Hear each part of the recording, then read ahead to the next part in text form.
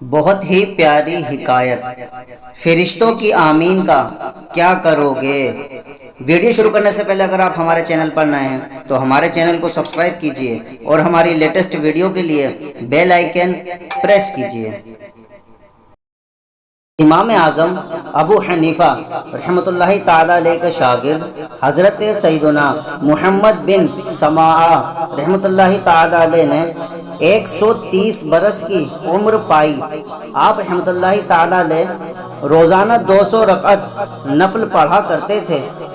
آپ رحمۃ اللہ تعالیٰ علیہ فرماتے ہیں، مسلسل 40 برس تک میری ایک مرتبہ کے علاوہ کبھی تکبیر اولیٰ فوت نہیں ہوئی۔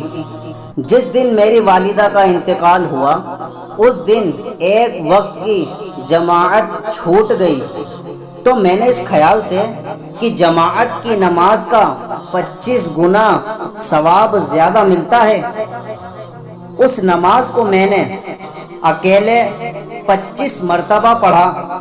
پھر مجھے کچھ غنودگی آ گئی تو کسی نے خواب میں آ کر کہا، 25 نمازیں تو تم نے پڑھ لیں، مگر فرشتوں کی آمین کا کیا کرو گے۔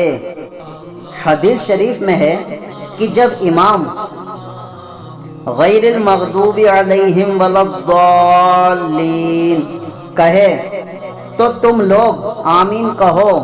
جس کی آمین فرشتوں کی آمین کے ساتھ ہوتی ہے اس کے گناہ معاف ہو جاتے ہیں۔ سبحان اللہ۔